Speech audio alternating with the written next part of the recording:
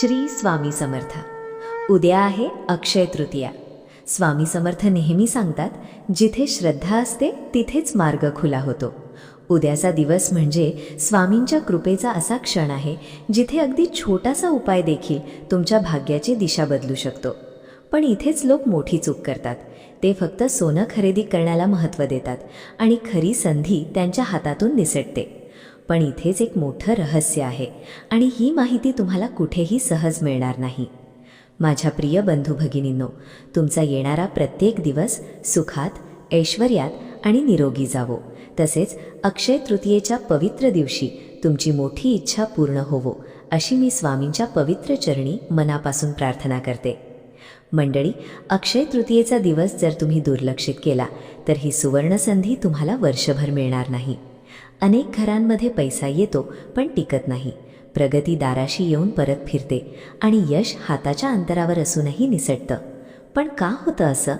तुम्ही कधी विचार केलाय का की तुमच्या आयुष्यातील या समस्या फक्त मेहनतीच्या अभावामुळे नाहीत, तर काही अदृश्य शक्ती, नजर आणि अडथळे तुमचा मार्ग रोखून धरतात? आणि धक्कादायक गोष्ट म्हणजे यावर उपाय असताना देखील बहुतेक लोक अनभिज्ञ राहतात. आता लक्ष देऊन ऐका.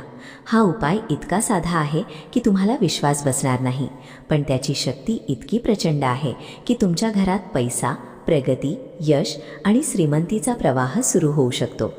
अनेक वेळा आपण पाहतो, पती खूप मेहनत करतो पण प्रमोशन मिळत नाही. व्यवसाय चालतो पण वाढ होत नाही. मुलं अभ्यास करतात पण एकाग्रता राहत नाही आणि घरात सतत काही ना काही समस्या निर्माण होत राहतात. हे सगळं फक्त नशिबावर सोडून चालणार नाही. कारण इथेच एक लपलेलं सत्य आहे. आपल्या आजूबाजूला अशी काही ऊर्जा असते जी आपल्याला दिसत नाही, पण ती आपल्या आयुष्यावर खोल परिणाम करते. काही लोकांची वाईट नजर, मत्सर आणि नकारात्मक विचार आपल्या घरात प्रवेश करतात आणि हळूहळू आपली प्रगती थांबवतात. आणि जेव्हा स्वामींची कृपा आपल्यावर नसते तेव्हा अगदी छोटासा अडथळा देखील डोंगरासारखा वाटतो. पण काळजी करू नका, कारण स्वामी समर्थांची कृपा असेल तर अशक्य देखील शक्य होतं. आणि उद्याच्या अक्षय तृतीयेच्या दिवशी निसर्गात अशी एक दैवी शक्ती जागृत होते जी तुमचं नशीब अक्षरशः बदलू शकते. हा उपाय केवळ एक परंपरा नाही, तर स्वामींच्या आशीर्वादाने चालत आलेलं पुपीत आहे.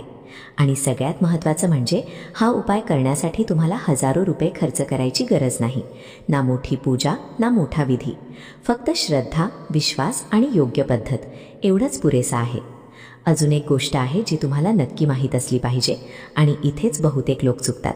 हा उपाय करताना जर एक छोटीशी चूक झाली तर त्याचा फायदा मिळण्याऐवजी नुकसान देखील होऊ शकतं.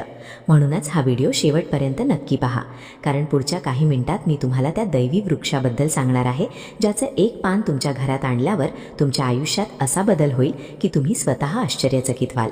पण त्याआधी तुमची श्रद्धा व्यक्त करण्यासाठी कमेंटमध्ये श्री स्वामी समर्थ जरूर लिहा. तुमची ही एक कमेंट म्हणजे स्वामींच्या चरणी केलेली प्रार्थना आहे, आणि विश्वास ठेवा, ती व्यर्थ जाणार नाही. मंडळी, जे ज्ञान तुम्ही आता ऐकणार आहात ते फक्त ऐकून सोडायचं नाही, तर पूर्ण श्रद्धेने स्वीकारायचं आहे. कारण स्वामी समर्थ सांगतात, अर्ध्या मनाने केलेला उपाय कधीच पूर्ण फल देत नाही. आता लक्ष देऊन ऐका.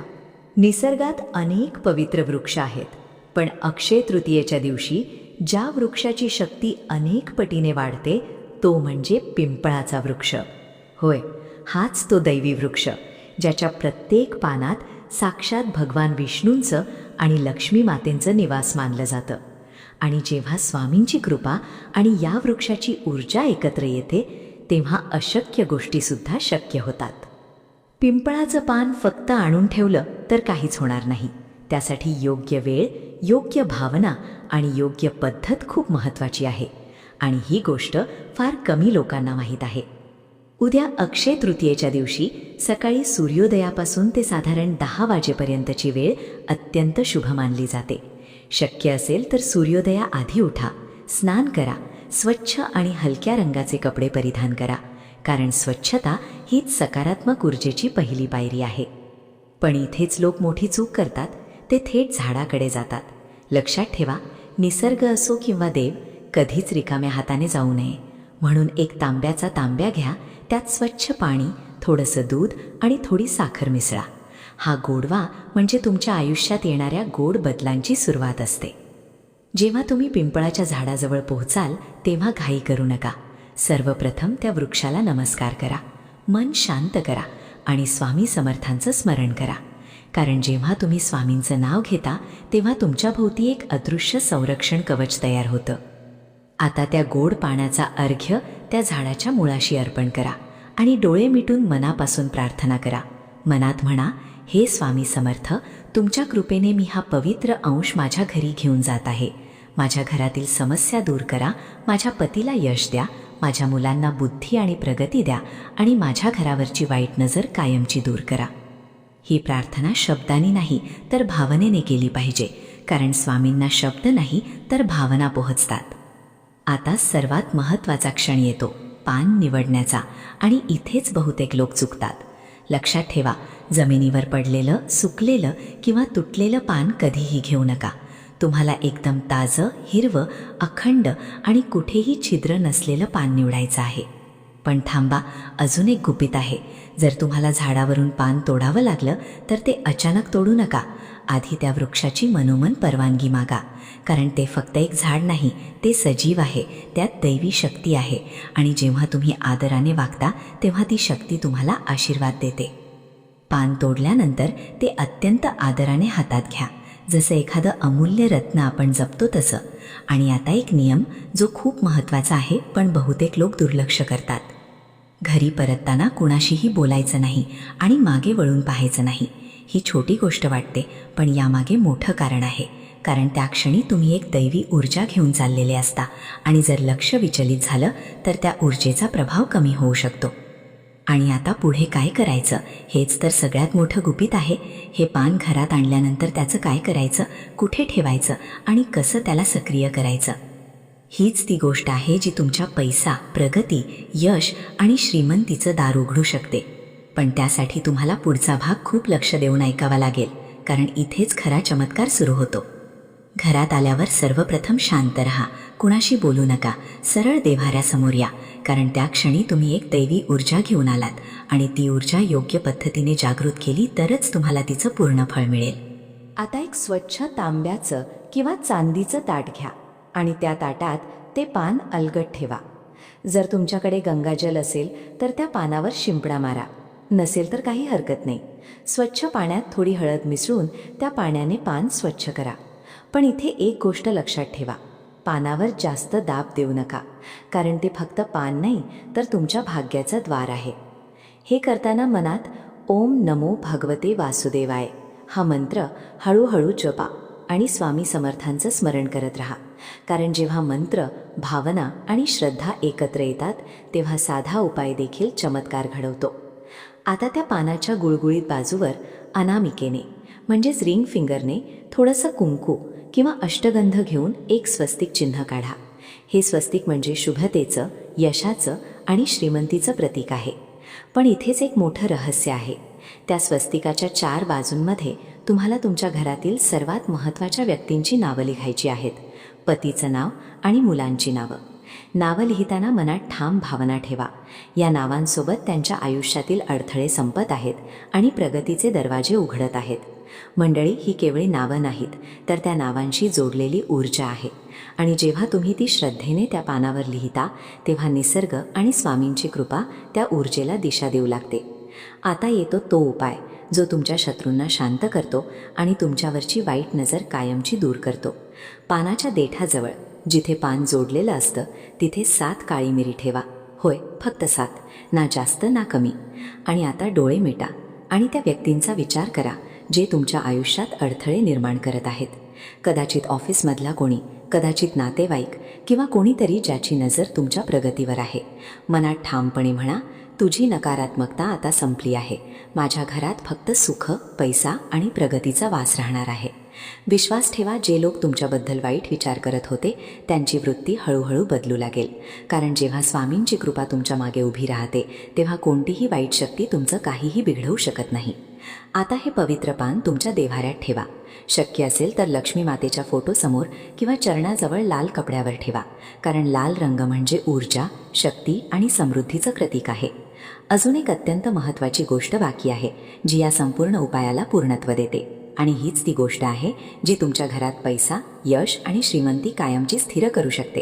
ती गोष्ट म्हणजे संध्याकाळचा एक छोटासा पण अत्यंत प्रभावी उपाय, जो बहुतेक लोक विसरतात आणि त्यामुळे त्यांना पूर्ण फायदा मिळत नाही. आता संध्याकाळची वेळ येते, अक्षय तृतीयेचा प्रदोष काळ.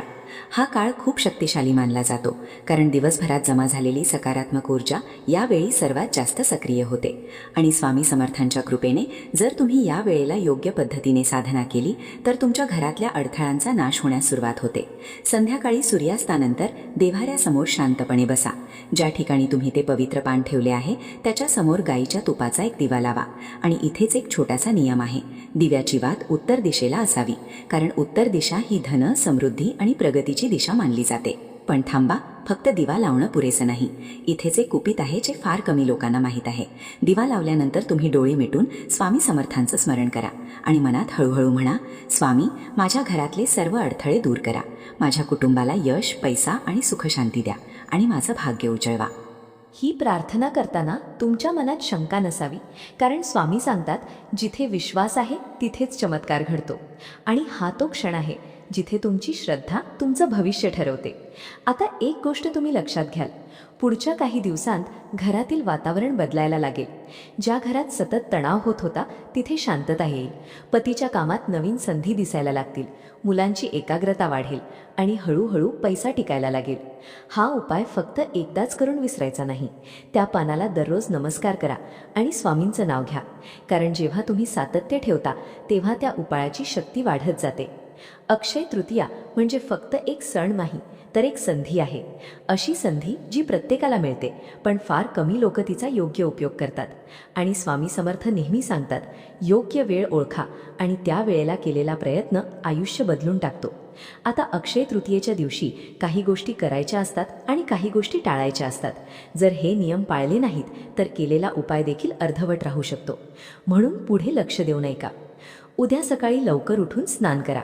शक्य असेल तर पाण्यात थोडं गंगाजळ मिसळा. यामुळे शरीर आणि मन शुद्ध होतं. आणि लक्षात ठेवा, स्वच्छता म्हणजे लक्ष्मीचं पहिलं पाऊल आहे. दान करायला विसरू नका. गरजू लोकांना पाणी, फळं, माठ किंवा छत्री दान करा, कारण अक्षय तृतीयेचं दान कधीच वाया जात नाही. ते तुमच्या भाग्यात अनेक पटीने परत येतं. घर स्वच्छ ठेवा, विशेषतः मुख्य दरवाजा आणि उंबरठा, कारण लक्ष्मीचा प्रवेश नेहमी स्वच्छ ठिकाणीच होतो. आणि सर्वात महत्त्वाचं, कोणाचंही मन दुखवू नका, कारण उद्याच्या दिवशी केलेली चूक वर्षभर परिणाम देऊ शकते. कोणाशी भांडण करू नका, वाईट विचार मनात ठेवू नका आणि घरातील स्त्रियांना आणि मोठ्यांना सन्मान द्या. कर्ज घेणं देणं टाळा, कारण या दिवशी लक्ष्मी स्थिर ठेवणं महत्त्वाचं असतं. तामसिक अन्न टाळा, शक्यतो सात्विक आहार घ्या, कारण तुमची ऊर्जा जितकी शुद्ध असेल तितकाच उपाय प्रभावी होईल. हे सगळं ऐकून तुम्हाला कदाचित वाटेल की हे खूप आहे, पण खरं सांगायचं तर ही एक शिस्त आहे जी तुम्हाला यश, पैसा आणि प्रगतीच्या मार्गावर घेऊन जाते. आता शेवटी एकच गोष्ट सांगते, जर तुम्हाला वाटत असेल की हा व्हिडिओ तुमच्यासाठी महत्त्वाचा आहे, तुमच्या आयुष्यात बदल घडवू शकतो, तर आत्ताच लाईक करा, जास्तीत जास्त शेअर करा आणि कमेंटमध्ये श्री स्वामी समर्थ लिहा. तुमची ही एक कमेंट म्हणजे तुमची श्रद्धा आहे आणि विश्वास ठेवा, स्वामी ती नक्की ऐकतात. आणि हो, जर तुम्ही अजून आपल्या या परिवाराचा भाग नसाल तर चॅनलला सबस्क्राईब करा, कारण पुढच्या व्हिडिओमध्ये मी तुम्हाला एक असा गुप्त मंत्र सांगणार आहे जो अक्षय तृतीयेच्या रात्री म्हटला तर तुमच्या घरात पैसा आणि अन्न कधीच कमी पडणार नाही. ही माहिती तुम्हाला कुठेही सहज मिळणार नाही, त्यामुळे ती स्वतःपुरती ठेवू नका. तुमच्या जवळच्या लोकांपर्यंत नक्की पोहोचवा. कदाचित तुमचा एक शेअर कोणाचं आयुष्य बदलू शकतो. चला तर मग स्वामी समर्थांच्या चरणी प्रार्थना करूया. तुमचं घर सुखी राहो, तुमच्या आयुष्यात यश, पैसा आणि श्रीमंतीचा वर्षा हो आणि स्वामींची कृपा सदैव तुमच्यावर राहो. धन्यवाद. श्री स्वामी समर्थ.